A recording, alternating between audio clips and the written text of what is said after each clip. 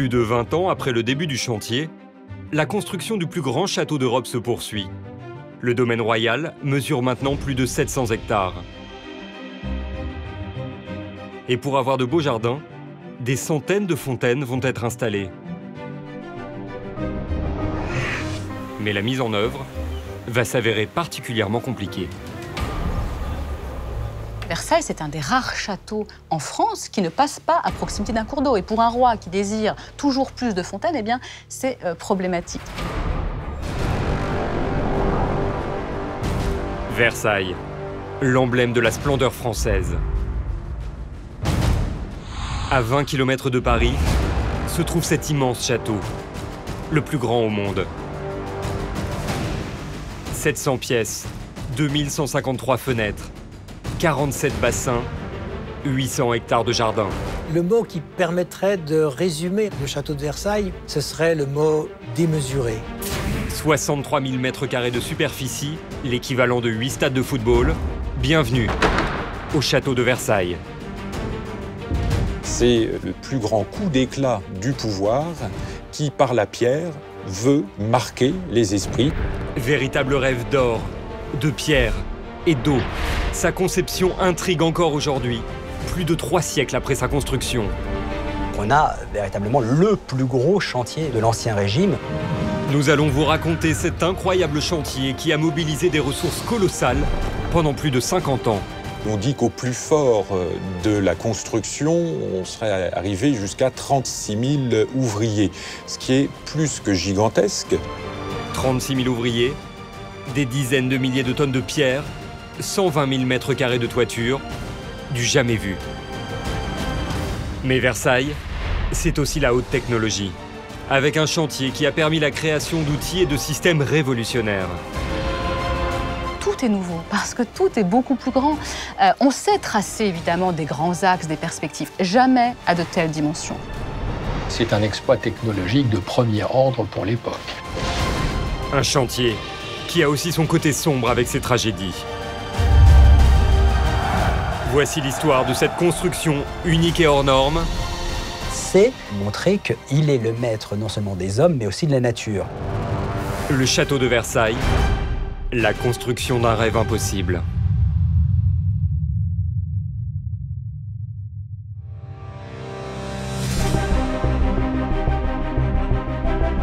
Le château de Versailles fait partie des sites les plus visités au monde. Plus de 7 millions de personnes déambulent chaque année dans ses couloirs, ses galeries et son parc. Et c'est justement dans les jardins que nous débutons notre visite. Les 1700 fontaines et bassins font partie des attractions préférées des visiteurs.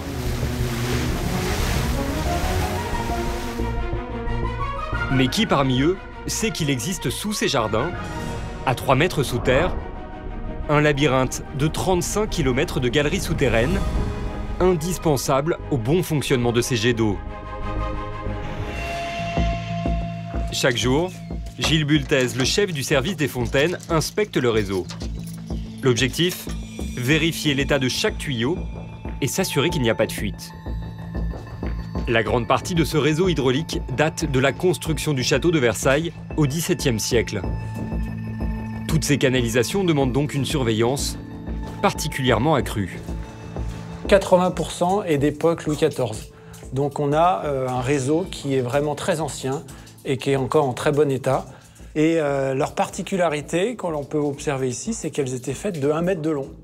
Donc tous les 1 mètre de long, on a ce système de bride où en sandwich, entre les deux, il y a l'étanchéité faite avec du cuir. Et donc ce système-là, à traverser les siècles, ne fuit toujours pas. Et on a la chance de pouvoir encore en profiter pleinement. Et on en a énormément aussi en pleine terre qui sont sous le parc.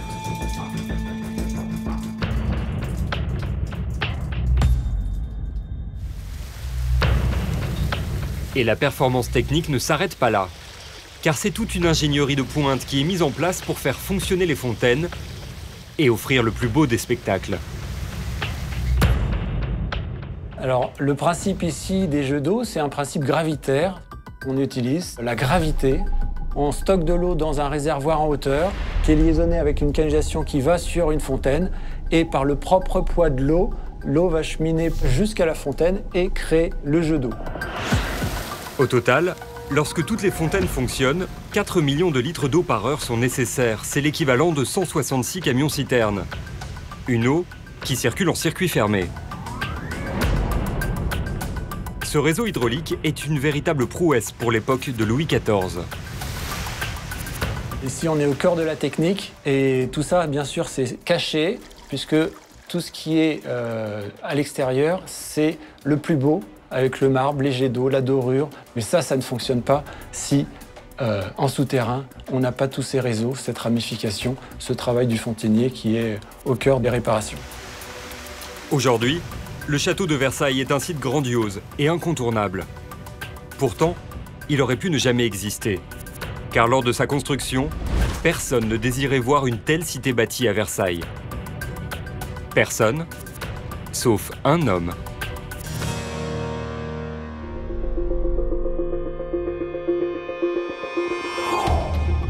Nous sommes en 1661 à Paris. Dans son château du Louvre, le roi de France Louis XIV est contrarié. Il cherche à quitter cet endroit qu'il juge exigu et démodé. Louis XIV n'a que 23 ans, mais il a déjà des rêves de grandeur. Sa résidence officielle, le Louvre à Paris, est un endroit tout sauf commode au XVIIe siècle. Autour, il y a plein de maisons, tous les grands seigneurs ont bâti, donc on ne peut pas étendre le château comme on aurait envie de le faire. Et le Louvre est tout sauf un bâtiment digne d'un grand souverain du XVIIe siècle. Il faut un château, un gigantesque château. Et le jeune roi a une idée. Versailles. Dans ce petit village aux abords de Paris, il y a de l'espace et surtout le pavillon de chasse de son père, Louis XIII, logé dans un bois. C'est une toute petite butte occupée par une vieille maison forte, un moulin à vent qui est en haut de cette colline. Et tout autour, on a une zone de forêt, d'eau stagnante, de marécages. Qu'avait-il à Versailles avant l'intervention de Louis XIV? Il y avait un village, une église, un manoir, cerné par des collines. Et on avait l'impression que Versailles était dans un trou. Versailles est peut-être éloigné de tout, mais Louis XIV y voit l'endroit parfait pour construire le bâtiment le plus grandiose et avant-gardiste du royaume. Mais à quel architecte confier cet immense projet? Pour le jeune roi, la réponse est immédiate lorsqu'il fait la visite du château de son ministre des Finances. Le fameux château de Vaux-le-Vicomte, pensé et dessiné par Louis le Vau. Ce qui le marque, c'est l'ordonnancement des jardins, c'est la perspective, c'est la lumière, c'est les miroirs d'eau qui reflètent le château. Donc il y a un tout qui exprime ce qu'on est capable de faire au mieux à ce moment-là. Louis XIV, ce qui l'a subjugué, c'est l'organisation autour de la lumière. Finalement, la construction du château de Vaux-le-Vicomte a joué un rôle aussi dans la construction de Versailles, parce que Vaux-le-Vicomte était le plus beau château de France. Face à ce château splendide, Louis XIV est jaloux. Tellement jaloux qu'il fait emprisonner son ministre des Finances quelques jours plus tard. Il est insupportable pour le roi de ne pas avoir de demeure à la hauteur du château de Vaux-le-Vicomte. Dans le premier Versailles, on a encore la vieille architecture de papa, de grand-papa, avec Henri IV. Et la modernité de Vaux-le-Vicomte va permettre de voir vraiment à quoi peut prétendre un roi par rapport à des résidences qui sont utilisées par la monarchie depuis très longtemps. Pour Louis XIV, aucun doute, son château de Versailles doit s'inspirer de celui de Vaux-le-Vicomte. Et pour arriver à ses fins, il décide de s'entourer des meilleurs. Louis XIV a réutilisé et réemployé la même équipe, donc les trois grands hommes qui ont servi à Vaux-le-Vicomte, à savoir donc le Vau pour l'architecture, le Brun pour la peinture et le nôtre pour les jardins. Donc cette équipe-là, Louis XIV va l'employer pour Versailles. Seulement, l'équipe choisie par le roi va rapidement se heurter à un problème de taille. Autour du pavillon de chasse de Louis XIII, le site se révèle inconstructible. Il n'y a qu'une solution, il va falloir réaménager toute la zone. Le relais de chasse Louis XIII, c'est un site très étroit. Le plateau sur cette dépression est très peu large. Et donc pour construire, il va falloir faire d'énormes travaux de réaménagement, de terrassement, de nivellement. Et l'essentiel des travaux des premières années va être de réaménager le terrain pour le rendre constructible. Le pavillon de Louis XIII se trouve au sommet d'une butte, entourée par des marais. Dans un premier temps, on agrandit la surface plane autour du château en ajoutant de la terre et des pierres. Puis on assèche le sol pour faire disparaître les marécages et rendre le terrain constructible. Seulement, ces travaux sont laborieux car ils se font avec les moyens rudimentaires de l'époque. Faire des terrassements, c'est une chose qui se fait à la pioche, à la bêche, avec des instruments que les paysans français du temps utilisent. C'est le règne de la brouette. Le château de Versailles n'est pas logique à cet endroit. Ce n'est pas logique, ce n'est pas naturel qu'un tel espace palatial soit né dans ces lieux, sur ce terrain-là. C'était un terrain à peine défriché, sans vue, avec des collines à raser. Et c'est ça que Louis XIV finalement a choisi pour édifier le plus grand château d'Europe. Pendant 7 ans, des millions de mètres cubes de terre et des milliers de tonnes de pierres sont remuées pour rendre le sol constructible. Une véritable prouesse pour l'époque. Les travaux de construction peuvent maintenant débuter, mais une nouvelle contrainte vient compliquer le chantier. Pour réaliser son gigantesque château, l'architecte Louis Levaux pensait raser le pavillon de chasse de Louis XIII. Mais Louis XIV lui impose de préserver le vieux bâtiment. La nouvelle réalisation doit comprendre l'ancienne, quoi qu'il en coûte. Louis XIV y tient, il le garde, il dit même qu'on pourra détruire le château de son père, il le fera reconstruire tout comme il était. Donc on voit bien qu'il n'y a pas moyen de faire autrement.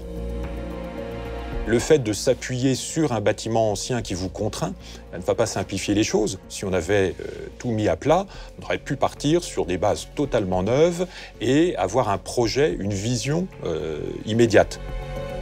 Pour l'architecte, le défi est de taille. Comment construire le château le plus contemporain d'Europe en partant d'un bâtiment vieux de plusieurs siècles? Pour répondre à cette question, Louis Levaux a une idée. À l'est du pavillon de chasse, l'architecte voit une perspective. Le vieux bâtiment va donc s'entourer de 2 nouveaux édifices en briques côté ville. À l'ouest, côté jardin, Louis Levaux choisira de cacher la bâtisse en l'enveloppant de pierres blanches de taille. Très étonnamment, pour cette enveloppe et cet agrandissement du château, on ne va pas du tout respecter l'œuvre originelle et le château de Louis XIII et ses premiers matériaux. La brique pierre et ardoise qu'on a côté ville sera totalement effacée côté jardin où il n'y aura que la belle pierre blanche, une toiture qui disparaît. Donc vont cohabiter finalement ensemble le style ancien et le style le plus nouveau avec cette nouvelle façade. D'un point de vue architectural, l'idée de Levaux correspond aux exigences du roi. Mais alors que les travaux commencent et que les premières idées de l'architecte se concrétisent, Louis XIV va mettre la barre encore plus haut et réclamer du château qu'il soit une véritable cité aux capacités d'accueil démesurées.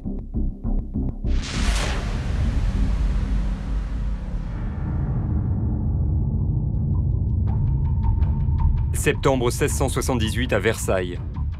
Louis XIV a alors 40 ans. Son château est en pleine construction, mais il décide encore de changer les choses. Cette fois, Versailles ne sera pas qu'une simple demeure royale, et le chantier va devoir s'adapter. La deuxième grande étape des travaux de Versailles va être le moment où le roi décide finalement de transformer le château pour accueillir sa cour. Dans 4 ans, Versailles devra être capable d'accueillir le roi, mais aussi ses milliers de courtisans. On parle de 8000 personnes qui pourraient venir vivre au château. La grande difficulté pour le roi, c'est de dégager suffisamment de logements pour les courtisans. Ça, c'est la clause numéro 1 du cahier des charges. Trouver de l'espace pour en accueillir le plus possible. Le projet est aussi précipité qu'ambitieux. En l'état, le château de Versailles n'a pas les capacités pour accueillir toute la cour. Alors comment accélérer le chantier? Un seul moyen, augmenter considérablement la main-d'œuvre.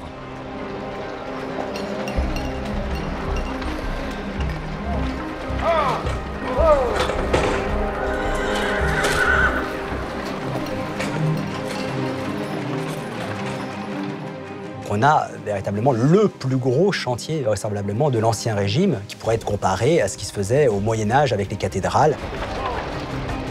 On dit qu'au plus fort de la construction, on serait arrivé jusqu'à 36 000 ouvriers, ce qui est plus que gigantesque, surtout dans un endroit où il n'y a quasiment rien et une ville qui n'existe pas. Même si la main-d'œuvre est considérable, le chantier se heurte à de nombreuses difficultés. La tâche n'est pas facile pour des ouvriers qui doivent travailler sur des dimensions hors normes. Les outils de l'époque ne sont pas adaptés, il faut donc les moderniser. Pour le château, par exemple, pour le levage des pierres et la construction des ailes, eh bien, on va perfectionner l'antique système de la grue à cage à écureuil, qui est une sorte de grue avec un moteur constitué d'une cage tournante et avec un système de poulies, mais qui va être perfectionné à la mesure aussi des dimensions de Versailles. Ici, par exemple, un homme actionne la roue en bois en marchant à l'intérieur.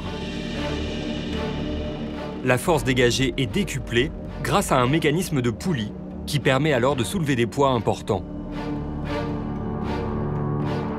Le grand mathématicien Romer, par exemple, va faire des calculs géométriques pour la taille et l'appareillage des pierres, par exemple à la Grande Orangerie, où dans les angles, on a un enchâssement de formes géométriques extrêmement complexe. Échafaudage géant, treuil, grue. Pendant 4 ans, le chantier réunit les outils de construction les plus innovants de l'époque. Mais pour les ouvriers, il faut maintenir une cadence folle. Leurs conditions de travail sont difficiles et les accidents sont nombreux.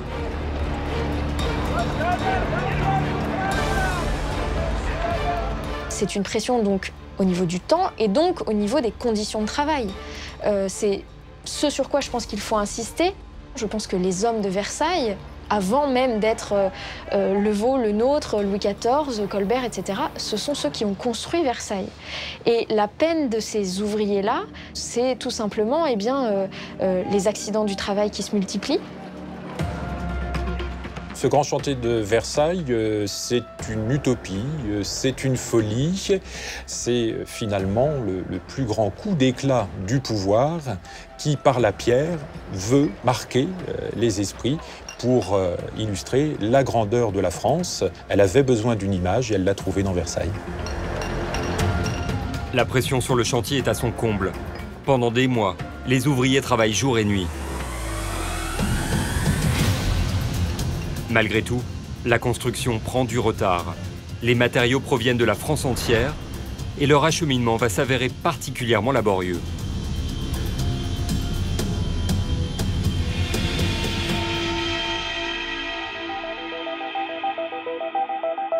À l'intérieur du château, il faut que tout inspire l'émerveillement. Donc, on va avoir une profusion de belles matières, une 50aine de marbres différents qui vont être utilisés sur le chantier de Versailles.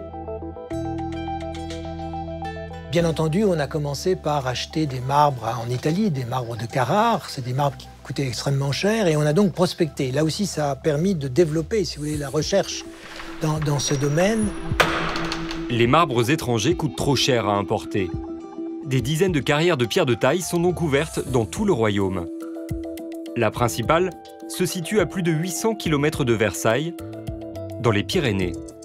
On fait venir du marbre de Campan, des Pyrénées. Alors ça, c'est totalement nouveau. Car auparavant, tous les chantiers de construction utilisaient exclusivement les matériaux locaux. Et là, le chantier de Versailles montre un changement de dimension où on fait prospecter les ressources du pays de manière systématique dans tous les domaines, les métaux, les carrières, et on fait venir des matériaux de très très loin. Jour après jour, des quantités gigantesques de matériaux arrivent à Versailles. L'ardoise utilisée sur les toits vient d'Angers. La pierre blanche de Saint-Leu vient de l'Oise. Leur transport est un véritable périple. Par exemple, les marbres de Campan dans les Pyrénées sont transportés par la route jusqu'au port de Bordeaux. Puis ils prennent la mer jusqu'au port de Rouen, avant de rejoindre la Seine, jusqu'à Paris. Une fois arrivé dans la capitale, il faut reprendre la route jusqu'au château de Versailles. Temps de livraison, 6 mois. Si les délais sont aussi longs, c'est en partie à cause du réseau routier. Les routes ne sont pas forcément bonnes à cette époque-là. Les ponts et chaussées n'existent pas encore. Et donc, la circulation est très difficile. Les matériaux arrivent par des chemins plus que par des routes. Qu'importe ces délais, le roi n'a qu'un objectif: bâtir le plus beau joyau de France. Il y a une pression permanente sur le chantier, pression déjà par l'exigence du roi. Le roi veut que le bâtiment soit achevé dès qu'il a commencé à émettre l'idée de l'agrandissement. Sur le site, Louis XIV est omniprésent et il se donne tous les rôles: décorateur, architecte et maître d'œuvre. Il faut bien comprendre que Louis XIV est un bâtisseur et qu'il est le commanditaire, mais aussi le maître d'œuvre. Le roi sur le chantier est présent à toutes les étapes. Il demande en permanence d'être informé de l'évolution du chantier, de l'avancement. Il s'intéresse heure par heure, on va dire, au chantier. Et non seulement il s'y intéresse, mais il est impliqué dans les décisions, dans les choix, dans les partis pris qui sont faits pour la construction. On a énormément de témoignages du roi qui annote ses rapports en disant « je veux ces fontaines, je veux ceci, faites comme ci, oui, non, bien ». Et donc on voit qu'il était toujours pressé. Pensez qu'il s'est fait installer une toile de tente sous laquelle il est présent avec un bureau et il travaille avec son ministre de la Guerre en ayant toujours un œil sur ce qui se fait sur le chantier. Donc d'ailleurs pour les contremaîtres ou pour les ouvriers, ça doit être assez étrange, voire pénible, d'avoir l'œil du maître. Et si Louis XIV est aussi impliqué, c'est qu'il a désormais une vision très précise du futur Versailles. Non seulement son château sera somptueux, mais il sera aussi accompagné de jardins à sa mesure, ou plutôt à sa démesure.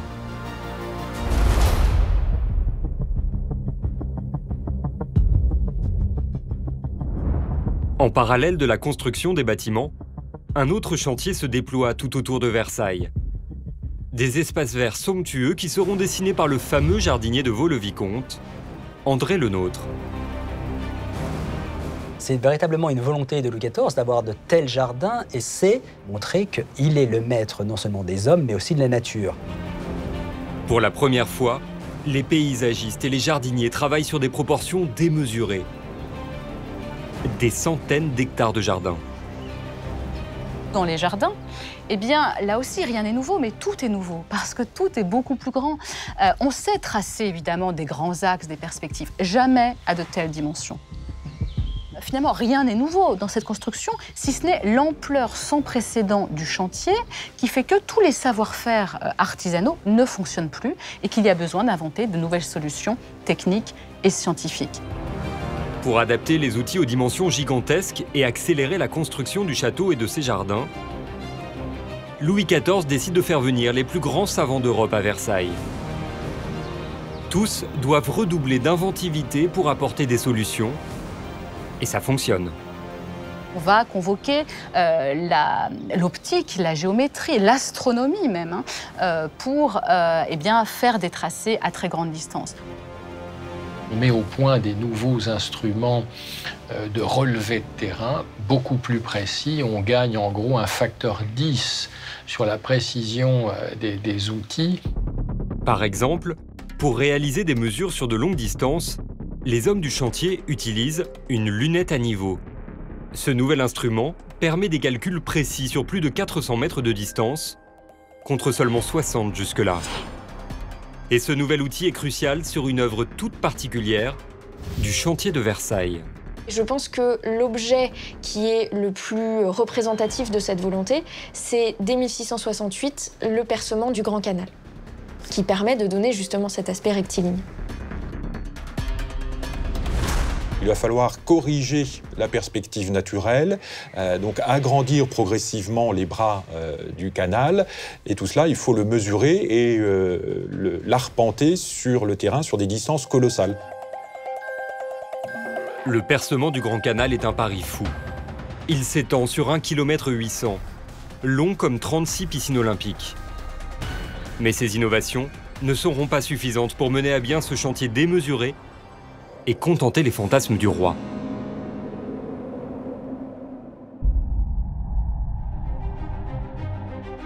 Plus de 20 ans après le début du chantier, la construction du plus grand château d'Europe se poursuit. Le domaine royal mesure maintenant plus de 700 hectares. Et pour avoir de beaux jardins, des centaines de fontaines vont être installées. Mais la mise en œuvre va s'avérer particulièrement compliquée. Versailles, c'est un des rares châteaux en France qui ne passe pas à proximité d'un cours d'eau. Et pour un roi qui désire toujours plus de fontaines, eh bien, c'est problématique. À Versailles, il n'y a pas d'eau. Plus exactement, quand il y a des eaux, ce sont des petits ruisseaux. Et pourtant, Louis XIV a voulu avoir ce qu'on appelait à l'époque le contentement des fontaines. L'eau manque. Par conséquent, il a été nécessaire de créer des étangs artificiels. Et avec des systèmes d'aqueducs souterrains ou des aqueducs aériens, on va faire arriver de l'eau. Puisque Louis XIV souhaite de nombreuses fontaines, mais qu'il n'y a pas d'eau à Versailles, toutes les eaux environnantes sont détournées. Les eaux de l'étang de Clagny, celles de Bièvre à l'étang du Val. On va même jusqu'à Rambouillet, situé à plus de 33 km de Versailles. Mais tous ces travaux ne suffisent pas à alimenter les jets d'eau du château et à contenter les envies du roi. Une question se pose alors. Comment faire fonctionner les milliers de fontaines avec une si faible alimentation en eau? Les maîtres fontainiers imaginent alors une solution provisoire pour satisfaire le roi. On ouvrira la fontaine au fur et à mesure de la promenade du roi. Donc les maîtres fontainiers guettent l'arrivée du roi, font signe au bosquet suivant d'ouvrir les arrivées d'eau. On donne des fois des petits coups de sifflet pour prévenir que le roi va arriver. Et dès que le roi rentre dans le bosquet, tout fonctionne, les jets d'eau sont là, il passe un moment. Et dès qu'il va ressortir, on va tout de suite fermer pour avoir suffisamment de pression pour la suite de la promenade. Pour faire fonctionner toutes les fontaines plusieurs heures par jour, il ne reste qu'une solution, détourner l'eau de la Seine. Seulement le projet s'annonce compliqué, voire impossible. Et ce n'est pas une affaire de distance, la Seine étant située à quelques kilomètres seulement. C'est plutôt une question de dénivelé. Le château de Versailles se trouve à 142 mètres au-dessus du niveau du fleuve. Il faudrait donc réussir l'exploit de faire remonter l'eau. C'est une lutte contre la pesanteur, car à l'époque, si vous voulez, tous les aménagements hydrauliques utilisaient la déclivité du sol, et donc on ne détournait que s'il y avait une pente suffisante pour amener les eaux. Ce genre d'invention n'a jamais été réalisé et dépasse toutes les connaissances hydrauliques de l'époque. Mais un scientifique va proposer un projet fou et démesuré. Une machine capable de déjouer les forces de la nature. Sur les rives de la Seine, dans la petite ville de Marly, située à 7 km de Versailles, une machine révolutionnaire est construite. Ses dimensions sont titanesques, 57 mètres sur 45. Le principe de cette machine de Marly est simple. 14 roues à aubes sont entraînées par le courant du fleuve. Elles déclenchent des pompes qui puisent l'eau de la Seine et la propulsent.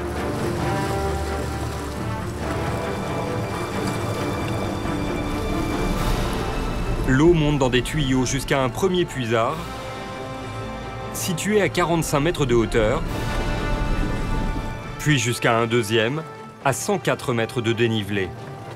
L'eau de la Seine est ensuite acheminée jusqu'à Versailles, avec un aqueduc de 643 mètres de longueur. La machine de Marly demande des ressources faramineuses. 17 000 tonnes de fer, 800 tonnes de plomb et 800 tonnes de fonte. Pendant 7 ans, 1800 hommes œuvrent sur ce chantier. Le principe de la grande machine de Marly, c'est de transformer la force horizontale et continue du fleuve en force verticale et alternative pour faire remonter les eaux jusqu'au viaduc pour ensuite déverser les eaux jusqu'à Versailles. Mais si cette machine est colossale, elle n'en reste pas moins dangereuse. Elle est dangereuse parce que tout ça n'est pas très solide, donc il y a parfois des articulations qui lâchent, des morceaux de bois qui traversent la machine, et donc on note aussi un nombre assez élevé d'accidents, à la fois pendant la conception et pendant l'exploitation, mais c'est un exploit technologique de premier ordre pour l'époque.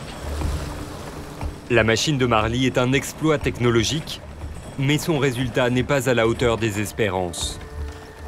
Elle devait fournir au château de Versailles jusqu'à 6000 mètres cubes d'eau par jour. Elle n'en fournira que la moitié. Ces eaux à Versailles ont été la fierté de Louis XIV, mais également son plus intense tourment. Puisque la machine de Marly ne suffit pas à alimenter le château en eau, il faudra trouver d'autres solutions. Et peu importe ce qu'il en coûte.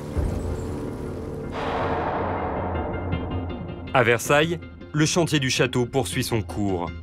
Tout est mis en œuvre pour recevoir le roi Soleil et ses milliers de courtisans. 2 ailes sont construites, l'une au sud et l'autre au nord du château. Puis les grandes et petites écuries face au château. Enfin, les ailes des ministres et le grand commun sont édifiées côté ville. Le domaine passe de 700 à plus de 5000 hectares. C'est 7 fois plus qu'au début des travaux. Mais comme si Versailles en exigeait toujours plus, ces énormes moyens déployés ne vont pas suffire pour loger le roi et toute sa cour. Nous sommes le 6 mai 1682. 20 ans après les premiers travaux, le roi Louis XIV s'installe au château. Il est accompagné de 3000 courtisans. Mais à peine arrivé sur les lieux, rien ne va se passer comme prévu. Les travaux sont loin d'être terminés. Mais tout cela est terminé en termes de maçonnerie et on en est encore plus ou moins au décor. Il faut bien se rendre compte que Louis XIV et les courtisans ont vécu dans l'odeur de la peinture, au milieu des gravats, entourés par la poussière de marbre ou de stuc. Mais surtout, il y a toujours une faille à Versailles. Un problème qu'il est urgent de solutionner, l'approvisionnement en eau. Maintenant que la cour est installée, le roi souhaite à tout prix voir ses fontaines fonctionner plusieurs heures par jour. Mais comment résoudre ce problème omniprésent depuis le début des travaux? Pour résoudre cette situation, un projet est envisagé. Un canal de plus de 80 km de long sur la rivière de l'Eure.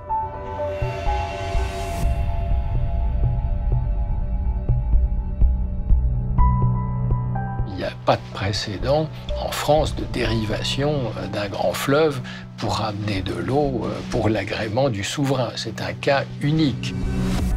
Avec cette solution, 100 000 mètres cubes d'eau pourraient être acheminés à Versailles. Cela pourrait remplacer toutes les machines et toutes les dérivations mises en place jusque-là pour approvisionner le château en eau. Comment? En transportant l'eau du canal jusqu'à Versailles grâce à un aqueduc géant de 3 étages et de plus de 73 mètres de hauteur. Là encore, il n'y a pas de temps à perdre. Plus de 30 000 hommes sont mobilisés sur ce chantier hors norme. Mais les conditions sont difficiles et rapidement, de nombreuses épidémies font rage. La mortalité a été très élevée sur le chantier de l'Eure, puisqu'on a compté environ 20 000 morts.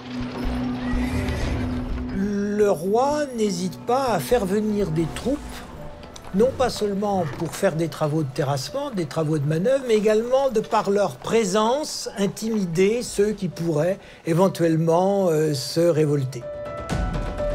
Pourtant, c'est un autre événement majeur qui va venir interrompre ce chantier colossal.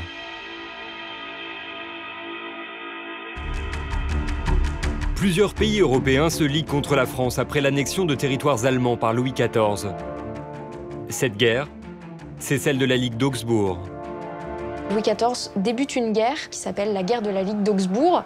La Ligue d'Augsbourg, c'est une coalition de pays européens contre la France, et Louis XIV va être obligé de se défendre contre cette coalition, ce qui va coûter énormément d'argent et ce qui va tout simplement l'obliger à arrêter la construction de ce projet complètement démesuré, de détournement d'une rivière. Les étapes de la construction du château de Versailles suivent les alternances de guerre et de paix. Pendant les périodes de guerre, le chantier, s'il ne s'interrompt pas complètement, est considérablement ralenti. Lorsque la paix s'annonce, alors là, les travaux reprennent. Mais le chantier de l'Eure, lui, ne reprendra jamais. Toutes ces constructions seront laissées à l'abandon, comme en témoigne cet aqueduc, à Maintenon. Ces travaux sur le canal laissent une ardoise exorbitante. 9% du coût total de la construction du château est englouti par ce seul chantier, soit près de 90 millions d'euros. Si l'alimentation en eau du château est un échec, Louis XIV va prouver la puissance de son empire avec un autre chantier.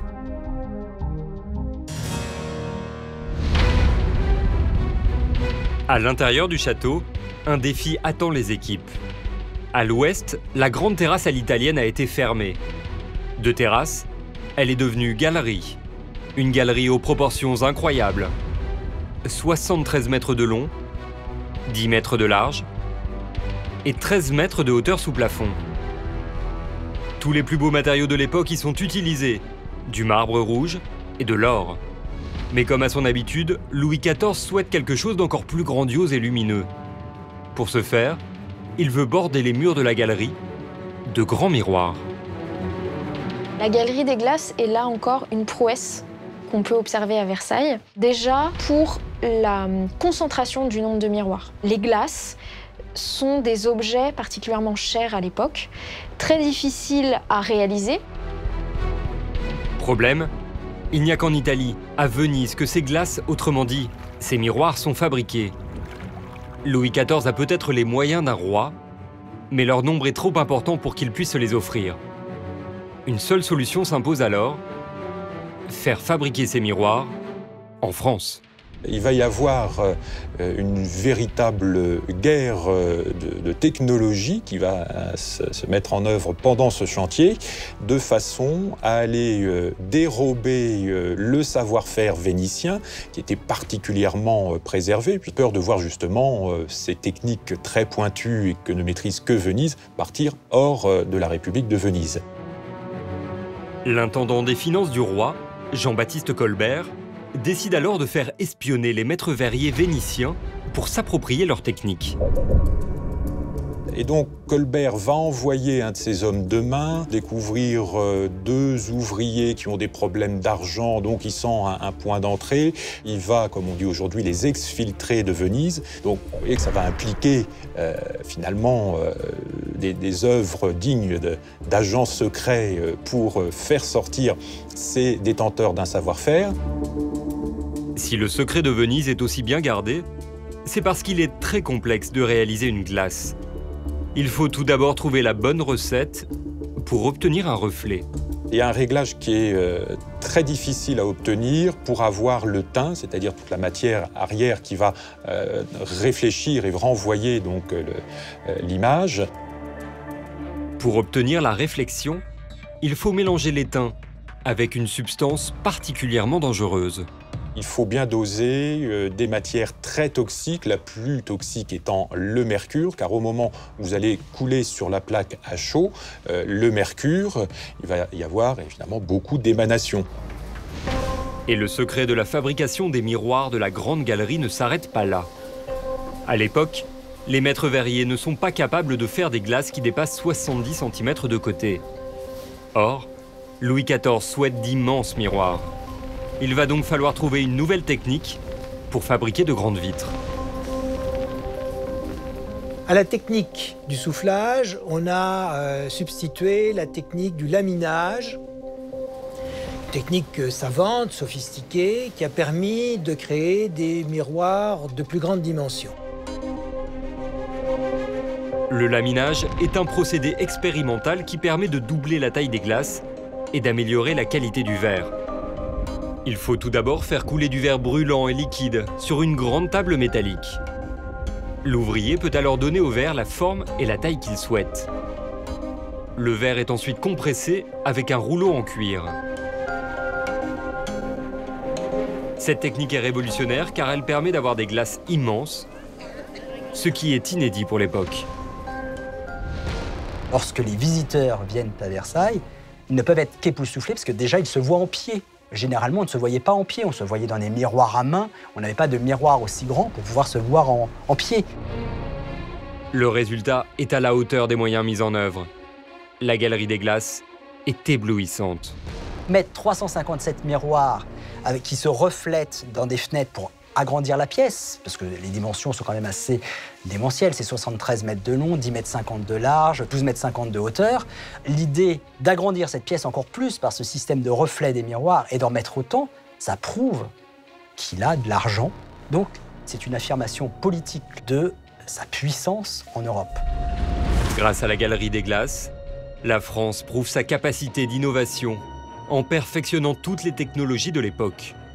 Et c'est bien l'enjeu de la construction du château de Versailles. Car à travers l'immensité et la beauté de son château, Louis XIV a une ambition. Montrer qu'il est un monarque influent à la tête d'un royaume solide. Il a été admiré, pourquoi? Eh bien parce que Louis XIV, qui était aussi un grand communicant, a organisé la propagande autour de son château.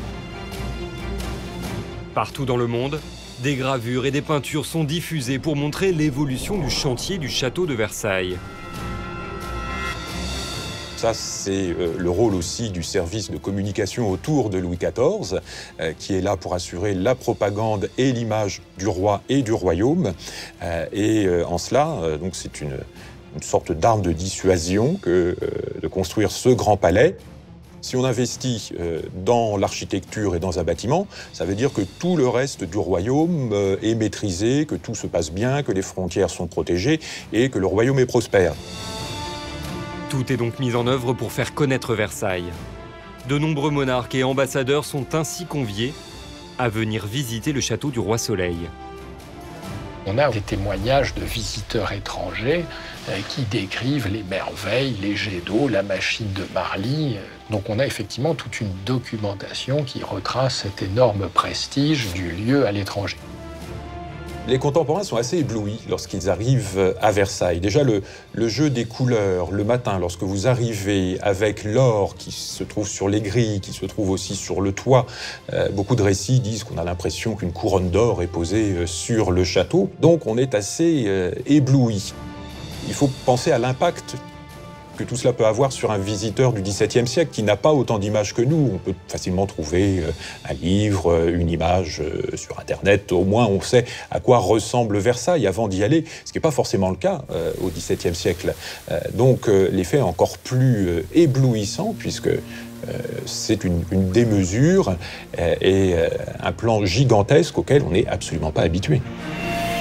Ce qu'il faut bien comprendre, c'est que finalement, c'est cette puissance lumineuse du château et du roi qui fascinait le plus les contemporains à l'époque. On le voit dans les témoignages, dans les mémoires.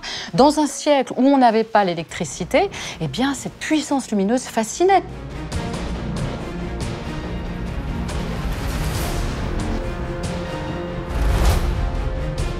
L'innovation et la grandeur ne s'arrêtent pas aux portes du château.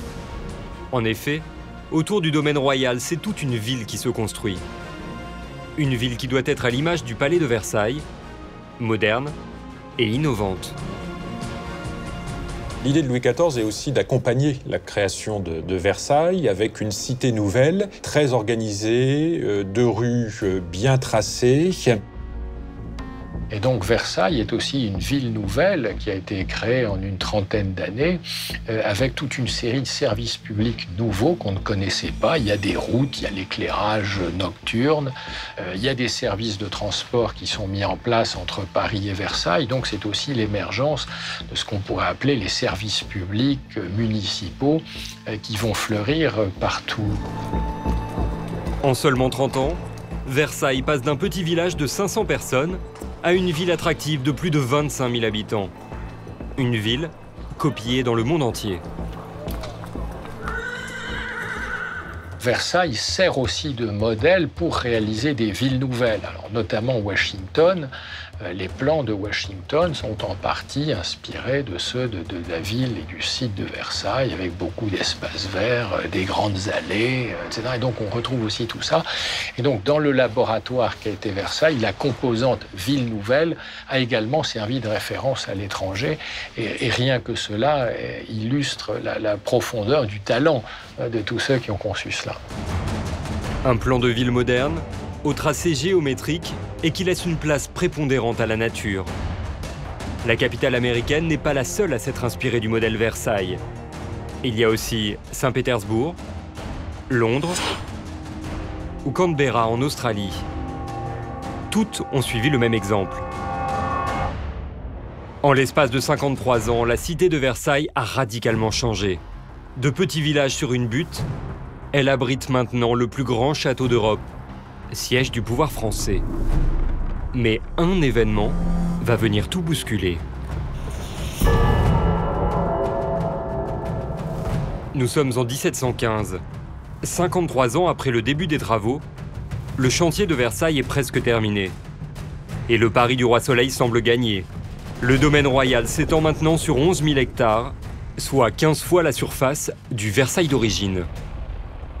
Le monde entier est impressionné par le prestige et la modernité du château. Seulement, cet empire a un prix. Au total, sa construction aurait coûté pas loin d'1 milliard d'euros.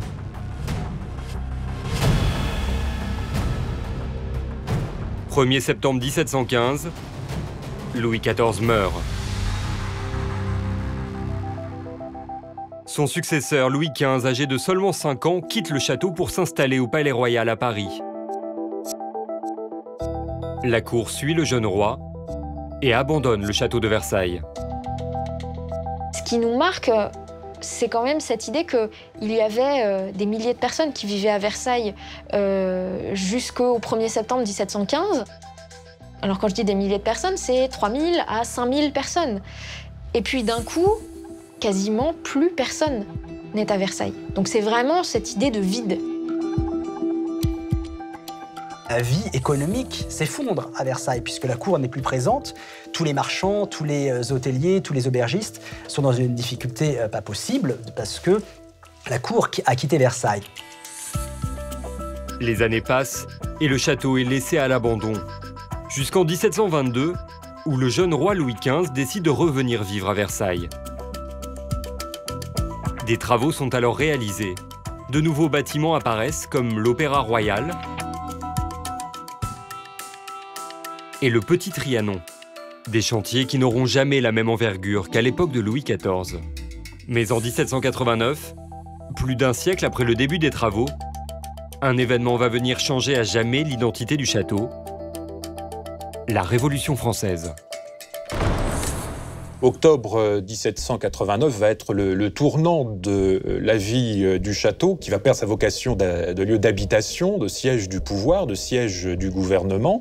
Le château se vide de ses habitants, le corps se vide de son sang. On va se retrouver avec cette immense coquille inhabitée, vide. Et surtout un bâtiment colossal. Qu'est-ce que l'on peut bien faire de ce grand bâtiment ? À partir de la Révolution, le château ne sera plus jamais une résidence principale de la monarchie. Et il connaîtra dès lors une fonction bien différente.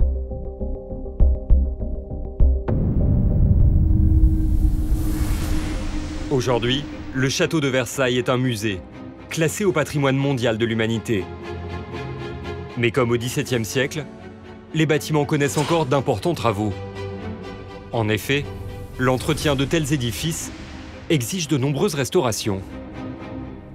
La conservation d'un château comme celui-ci est très complexe puisque tout est colossal. La moindre commande de tissu, ce sont des dizaines et des dizaines de mètres de tissu, des kilomètres de galons, plus de 10 hectares de toiture. Donc dès que l'on commence à faire quelque chose, c'est une affaire d'ampleur et une affaire très chère à réaliser. Je crois que le gros effort qui a été fait depuis plusieurs décennies pour redonner à Versailles toute sa beauté, ses qualités d'antan, explique toujours cette immense popularité auprès des étrangers. Et quand on pense à la France, on pense d'abord à Versailles. 4 siècles après le chantier, le rayonnement du château à travers le monde est intact. C'est un investissement en quelque sorte en communication qui a très bien fonctionné puisqu'il est toujours là et on en parle toujours. Le mot qui permettrait de résumer en quelque sorte le château de Versailles pour un de nos contemporains vivant en notre siècle, ce serait le mot démesuré. Au total, 53 ans auront été nécessaires pour créer le plus grand château du monde. Un château qui aura nécessité le travail acharné de dizaines de milliers d'ouvriers, des ingénieurs et des concepteurs aux techniques révolutionnaires. Louis XIV voulait faire rayonner la France, pari réussi. Versailles restera à jamais l'œuvre du roi le plus mythique de l'histoire, le roi Soleil.